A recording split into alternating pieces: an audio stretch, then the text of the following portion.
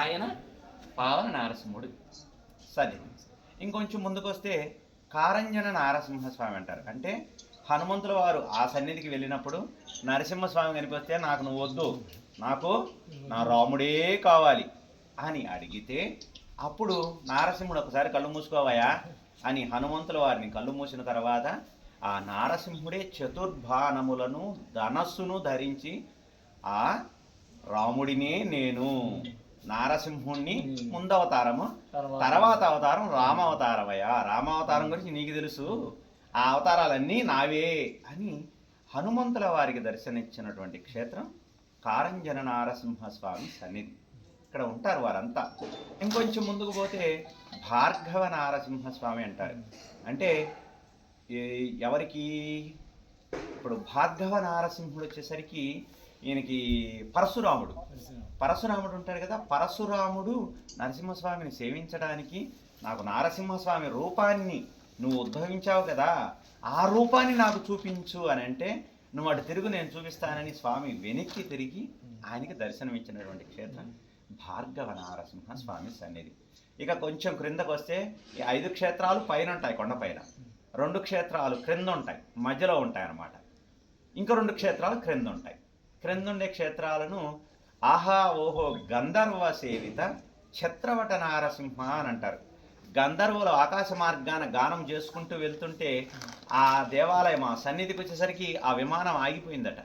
ఆగిపోతే ఏం జరిగిందా అని క్రిందకు చూస్తే కింద నరసింహస్వామి ఒక ఛత్రవటము అనేటువంటి ఒక వృక్షం మీద కూర్చొని తాళం వేస్తున్నాడట. మనకి తాళం వేసరి పైన గంధర్వులు ఆగిపోయింది విమానం, వారు వెళ్ళేటువంటి విమానం. వారు క్రిందకి దిగొచ్చి స్వామిని సేవించి తమకున్నటువంటి గానముతో స్వామినికి ఆనందాన్ని కలిగించినటువంటి క్షేత్రం ఛత్రవట నారసింహుడు అని అంటారు.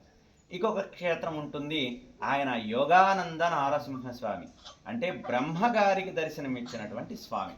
ఇప్పుడు నవనారసింహులు అయిపోతారు. అయిపోయిన తర్వాత ఈ స్వామి ఉన్నారు కదా, వీరంతా 9 రూపాల్లో ఉన్నారు. ఈ స్వామి ఎవరు? మధ్యస్వామి క్రింద ఉంటాడు దిగువ అహోబలంలో. అంటే వెంకటేశుడు ఉన్నాడు కదా, వెంకటేశ్వర స్వామి ఏర్పాటు చేసినటువంటి స్వామి ఈయన. క్రిందున్న దిగువ నారసింహుడు అంటారు. అందుకే ఈయన శాంతంగా అమ్మవారితో ఉంటారు. అంటే శ్రీనివాసుడు కలియుగ అవతారానికి అధిపతి, ఈయన కృతావతారానికి అధిపతి నారసింహుడు. అలాగే రాముడు కృష్ణుడు ఈ అవతారాలన్నీ కాలం అయిపోయిన తర్వాత అంతా వారు కూడా వెళ్ళిపోయారు, వైకుంఠానికి వెళ్ళిపోయారు. కానీ నారసింహస్వామి వెళ్ళలా, స్టిల్ ఇప్పటికీ అహోబల క్షేత్రంలో ఉంటారు. అంటే నారసింహస్వామికి అంతము లేదు అని చెప్తారు పెద్దలు. ఇది విశేషము.